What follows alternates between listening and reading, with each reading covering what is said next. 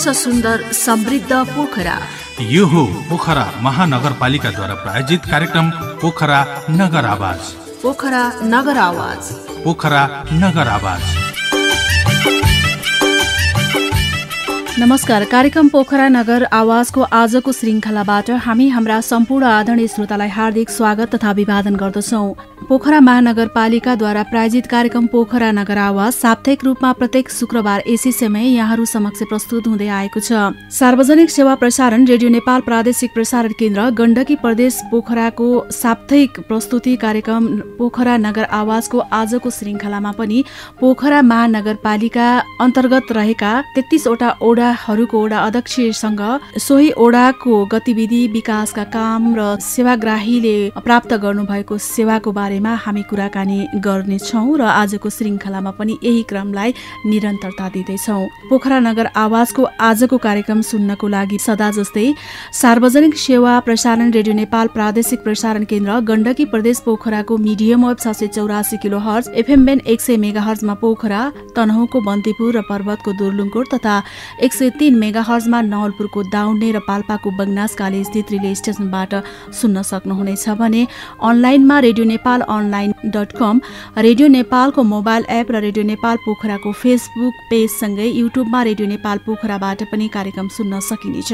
पोखरा नगर आवाजको आजको श्रृङ्खलामा सहकर्मी पूर्णिमा प्रतिबिम्बले गर्नुभएको कुराकानी यहाँहरू समक्ष प्रस्तुत गर्दैछौँ।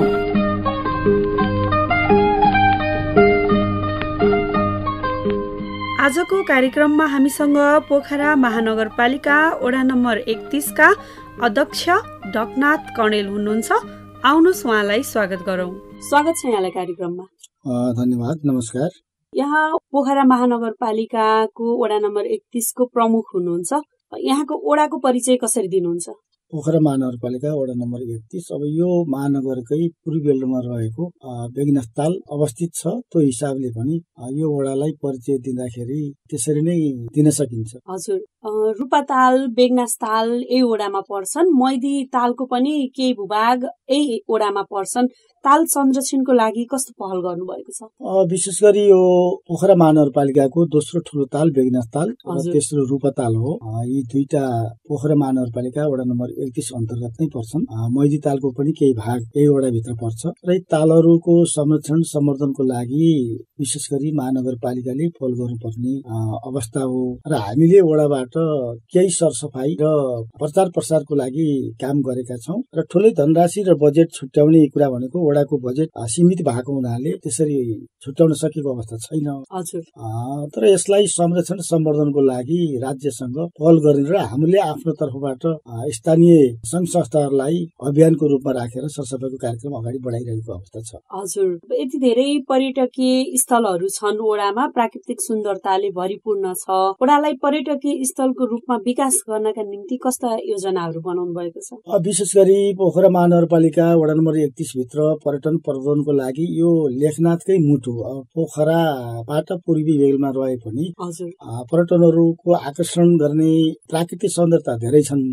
यसमा विशेष गरी पर्यटनलाई आकर्षण गर्ने भनेको यहाँका मठ मन्दिरहरू, हरियाली, वन जंगलहरू, ताल तलयहरू आकर्षण छन् र यिनलाई संरक्षण सम्वर्धन गर्दै मिडिया मार्फत र पत्रपत्रिका मार्फत चाहिँ यसलाई प्रचार प्रसार गरेर पर्यटनलाई भित्राउने काम हामीले गरिरहेको अवस्था छ। हजुर, वडामा समग्र सडकको अवस्था कस्तो छ? अब महानगरपालिका रहेर पनि विशेष गरी पूर्वाधार तयार नभइकन गाविसबाट नगरपालिका, नगरपालिकाबाट महानगरपालिका भएको छ। सडकको अवस्था दयनीय अवस्था नै छ। जहाँ लमजुङलाई जोड्ने बाटो पनि छ, रूपा गाउँपालिकालाई जोड्ने पनि बाटा छन्, तर अवस्था अलिकति नाजुकै नै छ। कच्ची बाटाहरू छन्। यसलाई हामीले अहिले निर्वाचित भएर आएको करिब 3 वर्ष हुन लाग्यो। यो अवस्थामा प्रदेश र केन्द्रसँग बढी पहल गरेर नेताहरूसँग र कर्मचारीहरूसँग समन्वय गरेर अहिले तत्काल रूपमा केही बाटाहरू राम्रोसँग काम भइरहेको अवस्था छ। तर अब भोलिका दिनहरूमा राम्रो होला, अहिलेसम्म त समस्याजनकै छ। हजुर, वडामा सबै घरधुरीमा खानेपानी पुगेको छ कि छैन? विशेष गरी खानेपानी भनेको पहिला त यो बेगनास, पचवैया, लामासहरा भनी त्यसपछि अब यो जस्तै तालबिसी खोलाबिसी लगायतका ठाउँहरूमा पानीको समस्या नै थियो। अहिले साना शहरी खानेपानी र प्रदेश सरकार र स्थानीय सरकारको सहयोगमा धेरै ठाउँहरूमा एक घर एक धारा सिस्टम आइसकेको छ। कहीँ कहीँ छुटपुट दुई चार घर भएको ठाउँमा ओडाले चाहिँ नि त्यसलाई व्यवस्थापन गर्दै अगाडि बढिरहेको अवस्था छ। हजुर, ओडामा धार्मिक स्थलहरू पनि धेरै छन्, जस्तो कि शिव गोरखनाथ मन्दिर, पचभैया देउराली, बेगनासकोट, चक्रदेवी मन्दिर, बेगनासताल बराहा लगायतका विभिन्न धार्मिक स्थलहरू पनि छन्। यी स्थलहरूको प्रवर्धन गर्न, संरक्षण गर्न र समग्र ओडामा धर्म संस्कृतिलाई जगेर्ना गर्नको निम्ति कस्ता खालका कार्यक्रमहरू गर्नुभएको छ? धन्यवाद छ। अब यो नेपाल एउटा धर्ममा र विश्वासमा अडेको राष्ट्र हो। त्यो हिसाबले मेरो आफ्नो ओडाभित्र धेरै धार्मिक मठ मन्दिरहरू छन्। विशेष गरी बेगनासताल बराहा क्षेत्र, शिव गोरखनाथ पचभैया कोट देउराली भनिन्छ, पचभैया देउराली, बेगनासकोट लेखनाथकै सबभन्दा उचाइमा रहेको बेगनासकोट र चक्रदेवी मन्दिर, जलेश्वर मन्दिर लगायतका धेरै मन्दिरहरू हाम्रो ओडाभित्र पर्छन्। र यो वर्ष प्राय सबै मन्दिरहरूमा त्यो मन्दिरको संरक्षण, सम्वर्धन र व्यवस्थापनको लागि भनेर यस वर्ष बजेट छुट्याएको अवस्था छ र सबै मन्दिरहरूमा काम भइरहेको छ। यिनै मठ मन्दिरहरू विशेष गरी आमा समूह, टोल विकास संस्थाहरू धार्मिक पर्यटनलाई भित्राउने र आफू पनि धर्ममा आस्था राख्ने भएको हुनाले यी मन्दिरहरूलाई संरक्षण, सम्वर्धन गर्दै मान्छेलाई अलिकति दीर्घायु बनाउने पनि, सान्त्वना पनि मिल्ने तरिकाले र पर्यटनलाई भित्राउने तरिकाले काम भइरहेको अवस्था छ। ओडामा कृषि क्षेत्रको अवस्था कस्तो छ? अब यो नेपालै कृषि प्रधान देश, अनि त्यसपछि हामी पहाडी ओडामा रहेका जनता र जनप्रतिनिधिहरूले कृषिलाई अलिकति बढी प्राथमिकतामा राख्नुपर्छ भन्ने मान्यता हामीले राखेका छौँ। तर पनि अब धेरै किसानहरू भएको हुनाले र यो अहिलेको अवस्थामा वन्यजन्तु जस्तै मृगहरू, बाघहरू, बाँदरहरूले अलि आतंकित बनाएको अवस्था छ। तैपनि ती किसानहरूलाई हामीले हरेक वर्ष, यस वर्ष पनि लगभग 12-15 दिन जति भयो, सबै किसानहरूलाई एउटा पनि घर नछुट्ने गरिकन आय आर्जन गर्ने तरिकाले लेखनाथ नगरपालिका छँदा उद्घोष गरेको तरकारी नभए पनि भात खान्न, तरकारी किनेर पनि खान्न भन्ने मूल नाराका साथ सबै किसानहरूलाई प्रशिक्षण दिँदै बिउ वितरण गरिएको अवस्था छ र अन्य अब ट्र्याक्टरहरू, टुनेलाहरू लगायतका किसानहरूलाई ओडाले कृषि सञ्जाल मार्फत वितरण गरिरहेको अवस्था छ। हजुर, अब भूगोलको हिसाबले सडक पूर्वाधारको त्यति विकास नभएपछि यहाँका कृषि उत्पादनहरू बजारसम्म लैजानको लागि पनि असहज होला। किसानलाई बजारीकरण गर्नको निम्ति ओडाको तर्फबाट के पहल गर्नुभएको छ? धन्यवाद छ। यो किसानहरूको हक र हितको लागि जुन सडकको कुरा गर्नु भएको छ, सडक विशेष गरी पिच नभएको अवस्था हो र अहिले पिच हुने क्रममा छन् र भित्री बाटाहरू हरेक मान्छेको घरमा जानको लागि कच्ची सडकहरू निर्माण भएको अवस्था छ र किसानहरूले त्यो आफ्नो उत्पादन गरेको वस्तुलाई सहजै लेखनाथकै मुटु भनेर चिनिने बेगनासताल बजारसम्म लैजानको लागि त्यति असुविधा छैन। त्यो हिसाबले पनि किसानहरूलाई एउटा छुट्टै भवन बनाएर त्यसलाई चिस्याउने अब लगायतका जाने कुराहरू जस्तो डेरीको कुराहरू, यी सबै कुरालाई सहज हुने तरिकाले ओडाले पहल गरेको अवस्था छ र जग्गा खोजी गरी भवन निर्माण गर्नेतिर नै लाग्नुपर्छ भन्ने हिसाबले हामी लागिरहेको अवस्था छ। वडा नम्बर 31 मा समग्र शिक्षाको अवस्था कस्तो छ? शिक्षा पूर्वाधारहरू के छन्? अब यो शिक्षाको विषयमा मेरो आफ्नो वडाभित्र लगभग 5-6 वटा आधारभूत विद्यालयहरू छन्। बोर्डिङहरू पनि 3टा छन् र उच्च मावि 11-12 2टा छन्, अमरसिद्ध नमुना मावि र आनन्द ज्योति मावि। र यो शिक्षा क्षेत्रलाई हामीले जति राज्यले, स्थानीय तहले पहल गरेको छ त्यति जनताले अलिकति चाहिँ अहिलेको सरकारी विद्यालयलाई अनास्था गरेको अवस्था रहेको हुनाले आधारभूत विद्यालयहरूमा अलिकति फस्केको अवस्था छ।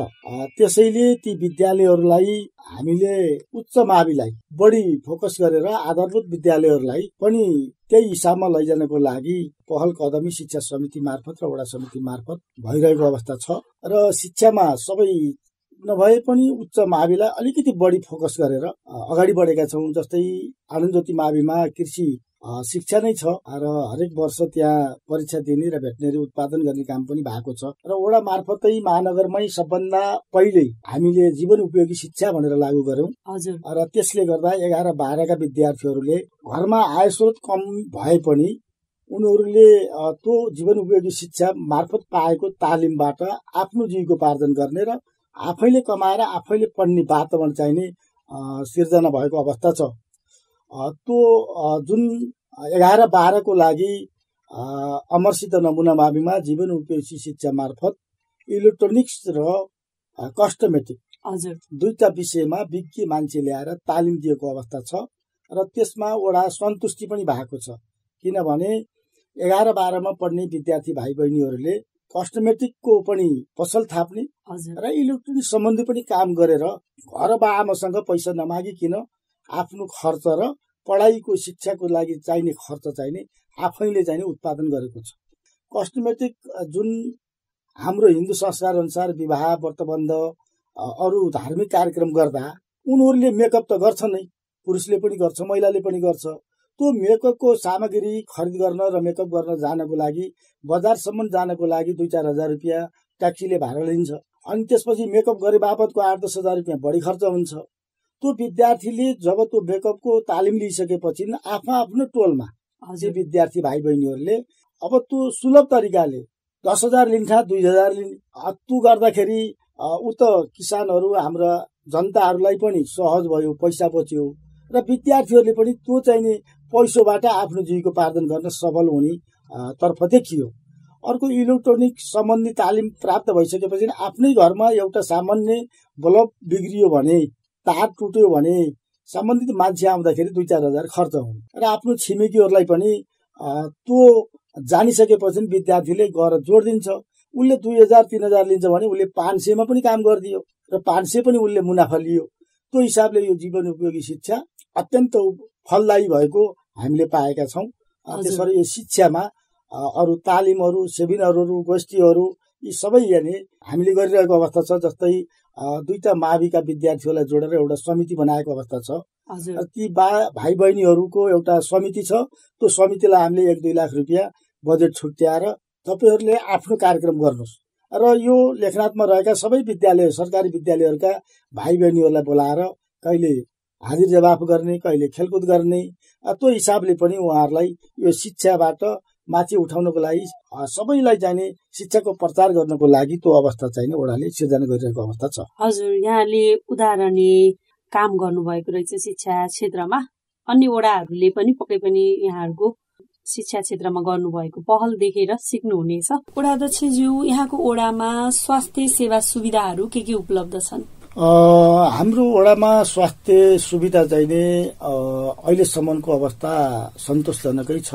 र हाम्रा एउटा स्वास्थ्य चौकी छ बेगनास भन्ने ठाउँमा, अर्को अर्चलथर भन्ने र पचवैया लगायतको ठाउँहरूमा स्वास्थ्य शहरी केन्द्रहरू स्थापना गरिएको छ र एउटा स्वास्थ्य शहरी केन्द्र लामोसहरमा आवश्यकता छ र त्यसको लागि बजेट विनियोजित गरेर पनि भवन निर्माण भइसकेको अवस्था छ र त्यसलाई व्यवस्थापन गर्न महानगर समक्ष मैले आफ्नो निवेदन पेश गरिसकेको छु र सबै स्वास्थ्य कर्मीहरू, स्वास्थ्य स्वयंसेविकाहरू र जनताहरूलाई पनि यो स्वास्थ्य सम्बन्धी अलि सरसफाईमा ध्यान दिएर अगाडि बढ्नको लागि हामीले तालिमहरूको पनि व्यवस्था गरेका छौं र सबै अहिलेसम्म त्यति दुर्गम ठाउँ भए पनि स्वास्थ्यबाट वञ्चित हुनु परेको अवस्था छैन।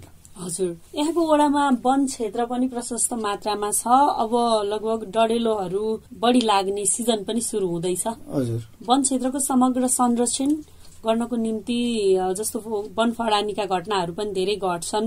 अब यहाँको वडामा वन क्षेत्रको संरक्षण गरेरै आमदानीहरू कमाउन सकिने उपायहरू पनि हुन्छन् होला। यहाँहरूले यसको लागि के गर्नुभएको छ? वन हामीकामा धेरै वन क्षेत्र छ र धेरै वन समिति पनि छन्। हजुर, यसलाई व्यवस्थापन गर्नको लागि, यसलाई प्रक्रियागत रूपमा अगाडि जानको लागि यो राज्यले नै एउटा नीति अलिकति चाहिँ चेन्ज गर्नुपर्ने हामीले महसुस गरेका छौं र अहिले केही मान्छेहरू बजार विस्थापित भएको अवस्था र गाउँको जग्गा खाली र खाली जग्गामा चाहिँ वन बुटेलले गर्दाखेरि वन्य जन्तुहरूले नै मानिसहरूलाई आक्रमण गर्ने परिस्थिति रहेको अवस्था एकातिर छ भने अर्कोतिर वन अलि बाक्लिँदै गएपछि केही बिठी गर्ने मान्छेहरूले चुरोट खाने र नदेख्ने तरिकाले वनमा आगो लगाइदिने पनि परिस्थिति छ। त्यसलाई पनि हामीले एउटा सूचनाको प्रवाह गरेका छौं र सबै मान्छेहरूलाई यो वन डडेलोबाट वन्य जन्तु मान्छे लगायतका घरेसी अब जनावरहरूलाई पनि असर पर्ने भएको हुनाले अलिकति चाहिँ यसलाई तपाईहरुले चाहिँ राम्रोसित हेरिदिनु पर्छ। मान्छे जाने दिनुहोस्, हामीले त्यसलाई कारबाही अथवा उनीहरूलाई जाने सूचना प्रवाह गरेर अलिकति प्रशिक्षण दिएर जानुपर्छ भन्ने हिसाबमा हामी लागेको अवस्था छ। र वन मा रहेको ठूला जंगलहरू ठूला बुटाहरूलाई पनि यो वन कार्यालयले अलिकति आफ्नै पूर्जाभित्र भएको सर्वसाधारण मान्छेले ती जंगल र ती बुटाहरूलाई व्यवस्थापन गर्न आफ्नो हिसाबले दिनुपर्छ भन्ने कुरा हामीले गर्छौं। तर स्थानीय सरकारले त गर्दा गर्दै पनि वनले अलिकति आक्रमण शैलीमा जस्तै 19 नम्बरको वडा अध्यक्षलाई जेलै हाल्ने सम्मका कुराहरू भए अब त्यो आफ्नो जग्गा प्रमाण पूर्जाभित्र रहेको बुटालाई काटेर आफूले त्यसलाई व्यवस्थापन गर्दै त्यसलाई सहजीकरण गर्दै त्यसलाई खुल्ला रूपले आफ्नो खेतीपाती गर्न पाउने तरिकाको नीति नियम बनाउनु पर्ने राज्यले नै गर्नुपर्ने हुन्छ। तराईको ठूला बुटाहरू र तराईको जंगलको हिसाबले चाहिँ पहाडमा जुन कुरा गरिरहेका छन् यसले गर्दाखेरि पहाडी जनतालाई अलिकति असर परेको देखिन्छ। यसले गर्दाखेरि यो वन बुटा र काठको उपयोग अहिले धेरै मान्छेहरूले काठ उपयोग गर्दैन। अब सिमेन्टको फलामको जमाना आयो, त्यतैबाट हुन्छ र यो घरमा चाहिने पहिला प्रयोग गरिन्थ्यो, अहिले प्रयोग गर्न धेरै मान्छेले छोडिसकेको अवस्था छ। र यो आगो लागि र त्यो चाहिने उपयोग गर्नको लागि यी धेरै कुराहरूले गर्दाखेरि अलिकति अप्ठ्यारो मान्छे जनताले वनमा आगो किन लगायो भनेर भन्दाखेरि बाघ आयो, भालु आयो, जनावरले जाने अब खेतीबाली नष्ट गर्यो, त्यो हिसाबले हामीले लाग्नुपर्छ भन्छ। बारीमा लाउँदा कहिलेकाहीँ त्यसलाई मिसयुज चाहिने जंगलमा पनि जाने अवस्था छ। यसलाई हामीले प्रशिक्षणको माध्यमबाट उनीहरूलाई सूचित गरेर अगाडि बढ्ने र वनलाई संरक्षण गर्दै जानुपर्छ भन्ने राखेको छ। सम्पत्तिको रूपमा भएको कारणले गर्दाखेरि पनि जनचेतना फैलाउनु पर्ने देखियो हो। अब त्यो वन मान्छेले खेती गरेका छैन, त्यही चाहिँ दाउराहरू बिक्री गरेर पनि जीविकोपार्जन गर्नुपर्छ भन्ने हैसियतका मान्छेहरू पनि छन्। जुन हिसाबले दाउरा काट्दाखेरि हरेक मान्छेले जेला 1000 रुपियाँ लिन्छ, दाउरा कम हुन्छ, राज्यलाई ट्याक्स छुट्टै तिर्नुपर्ने हुन्छ, त्यो हिसाबले जनता चाहिने अलिकति आत्तिएको अवस्था छ। किसानहरूले आफ्नै जग्गाबाट निकासी पैठारी गर्दाखेरि वनलाई रोयल्टी नतिरिकिन त्यो चाहिने दाउराहरू काठहरू बिक्री गरेर पनि खाना लाउनको लागि व्यवस्था गरिदिनुपर्छ भन्ने स्थानीय सरकारको सोच छ। राज्यले त्यो सोच अनुसारको नीति नियम केही चेन्ज गरेर आउनुपर्छ भन्ने मलाई लाग्छ। हजुर, भूगोलको हिसाबले गर्दा महानगरपालिका त भइसक्यो, तर भूगोलको हिसाबले गर्दा अलिकति दुर्गम नै छ ओडा। दुर्गम भएको हिसाबले समग्र ओडावासीका चाहना अपेक्षाहरू पूरा गर्नको निम्ति कतिको चुनौतीपूर्ण रहेछ? अब यो चुनौती त सबै कुरामा छ।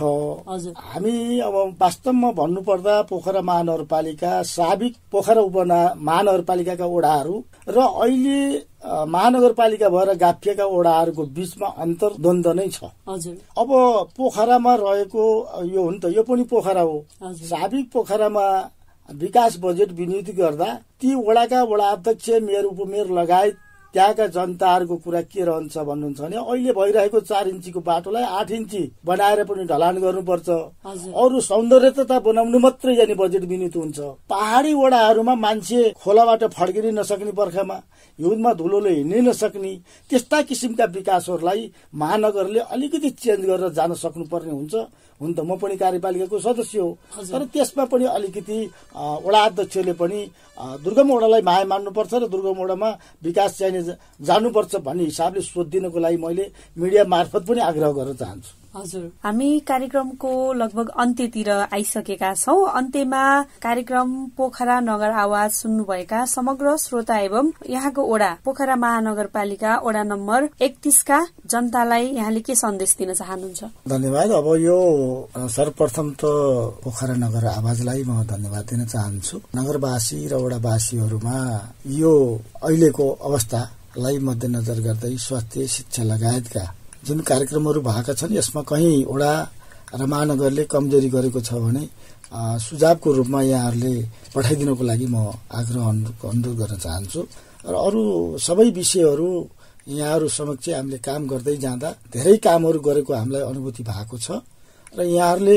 ती हामीले गरेका कामहरू कस्तो भएको छ भन्ने कुरा हामीलाई नै संकेत गरिदिनु भने अझ राम्रो हुन्थ्यो भन्ने म वडावासी र नगरवासीहरूसँग अनुरोध पनि गर्न चाहन्छु। हस्, कार्यक्रम पोखरा नगर आवाजमा सहभागी भइदिनु भएकोमा यहाँलाई धेरै धेरै धन्यवाद छ। धन्यवाद। हवस् त आजको कार्यक्रम पोखरा नगर आवाजको श्रृङ्खलाबाट हामी बिदा हुँदैछौँ। कार्यक्रम सुनेर साथ दिनुभएकोमा यहाँलाई धन्यवाद छ। आजको श्रृङ्खलाबाट प्राविधिक मित्र गोविन्द पाठक, सहकर्मी पूर्णिमा प्रतिबिम्ब र म शान्ति राणा बिदा हुन्छौँ। नमस्कार।